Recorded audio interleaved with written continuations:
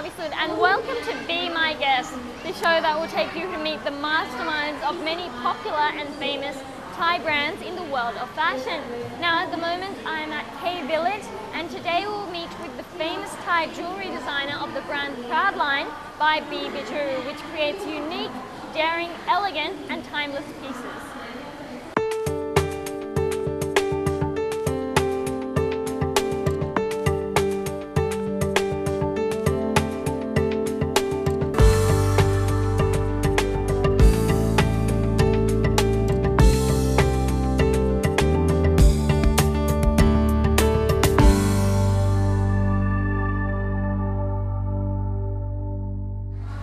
Bee Bijoux has been established since 1983 by renowned jewelry designer and gemologist Kun Suwalak Mahantakun, and has been providing refined alternative to jewelry connoisseurs ever since.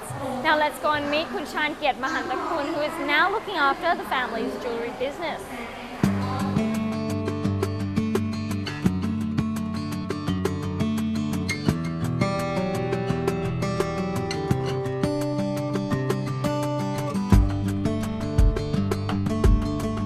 You're back with me, Lukao Sikan Nakavisud, and at the moment I'm here with Kun Chankiat Mahantakun, or Kun Boy of Bee Bijoux and Proudline. Sawasdi ka, Kun Boy. สวัสดีครับ Sawasdi ka. So you're actually the son of Kun Suwalak, the starter of Bee Bijoux. Yes, correct. Can you tell us a bit more about the starting of the lines? Of the Bee Bijoux. Bee Bijoux has been established for more than 30 years Oh, by my wow. mother, Kun Suwalak. We offer fine jewelry with all of my mom's designs are one of a kind, and we do fine jewelry, we do custom design as well as remodeling service. Right. So if we have a lot of customers throughout the 30 years of business, we offer the special design. We use special gems, important gems, something unusual. To in the old days, it was all the traditional, so to speak, traditional jewelry. And what we offer is something new, something refreshing to the industry. So all the designs are unique, and it has a character in itself. And we pretty much grow up with the customers. So as time goes by, the customer has different needs, and sometimes the jewelry that they own in the past are not suitable for them anymore. So we also offer remodeling service, using the same old gems Right. that the customer has and transform it into something completely different that they can still wear Yeah. today. This is within the Bee Bijoux like jewelry, not Yes. like any other jewelry that they bring into and you remodel it, right? No, all kinds. If Oh, they have, okay. So if they inherit something, for example, that the okay. gems are so beautiful Yeah. because it's the old gems. You know, the new Okay. gems you can't find. Sometimes you can't find the you know, the exceptional, Yes. beautiful ones. But the design is not suitable for Right. the you Too know, ancient. too ancient. It doesn't fit the the clothes that you wear. You bring in, we take the same old gems and transform into something that it fits you. Voila! So don't forget, if you have some beautiful antique piece at home, bring it here and have it modernized without without losing its touch, of course. Yes, of course. Yeah. So I'm a bit confused. You have the Bee Bijoux line, and there's also a line called the Proud line. Yeah. Can you tell Yeah. us a bit more about this one? Proudline actually started in 2007. Yes. It has its own different look and style. So it's when I came back from the States, when I went to studies, I came back in about 2001. I've been helping my mother doing the jewelry business for, you know, Yes. throughout the time. I didn't actually graduate with a jewelry design degree, so to speak. I had some additional training, but my degree is actually in multimedia design. Oh, okay. But growing up with jewelry Yeah. family, I've been pretty much, you know, absorbing Absorbing. everything. So, but designing jewelry is like painting, Yes. so to speak. Everyone has their own style. So for me to replicate my mother's style is it's not going to work. Right. So Because that's her style. so that's her style. Yeah. Her style is very elegant and feminine, and Yeah. and mine is more contemporary and more modern, bold. more simplified, so to speak, I and see. more easier to wear for the younger generation. Okay. So kind of trying to find my own style, growing up, because I didn't have, fine arts training, Yes, so to speak. right. So experimenting with this and that, I came across this technique called nilo, Nilo. which is metal inlay. It's a metal inlay technique, which is a traditional ancient Thai. It's started in a UTR period, so it's Okay. many hundreds of years ago. How did you come across that? Well, growing up with, from my mom, Yes. The jewelry. essentially making with the business. jewelry, because we try to find different gems, different material, as well as different techniques. So one of the techniques that we came across is this nilo. In the old days, it was made for the king's objects and the royal monarchies and foreign monarch presents and souvenirs. It was made mostly in containers, like the big bowls On the and outside, on the the outside. Well, decoration. actually, it's a technique that make the whole thing. Okay. So we came across that. It was very popular in the old days, and it's been faded away because it's the way of making it is very intricate, Difficult. and it takes a long time to make. So the newer goldsmith is not so keen in that. So the training has been kind of faded away. So what we found that we kind of fell in love with it. The Thai pattern in a way is something you kind of grow up with, but you don't Yeah. really see it until I get a chance to study abroad, and then I also got a scholarship as a what's it called, a cultural exchange service kind of thing. Okay. So I had a chance You to had to look, represent Mhm. Thailand.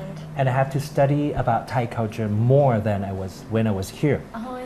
Then I also got a chance to look back at Thai culture from a different perspective, and then find the charm and the charisma and the It made you Oh, appreciate it yes, more. much more. Then I kind of fell in love with the Thai pattern, and with the nilo technique, it's not just the pattern, but it's the technique itself that it's very durable. So it fits perfectly with a characteristic of jewelry. It's a good jewelry is not only beautiful, but it also has to be durable as well, because you have to keep it for A long time. time. Is this lovely earrings and necklace set that I'm wearing is also by Proudline, Correct. right? So by Proudline. Is So- this done with the Nilo technique? With the nilo technique, all you see at the gold surface and the black area is actually using the ancient process of nilo. It's starting with sterling silver. Yeah. We make it into shape, and then we draw for guideline. And then after drawing for guideline, we engrave using hammer and chisel. Engrave it into groove. Then we mix metal alloy using different kinds of metals with silver, coppers, and all kinds of metal. Mix into black metal, and then inlay the black metal inside the groove. Okay. And it will cover everything. So after filing the excess, it will become one smooth surface, but it's composed of two types of metals.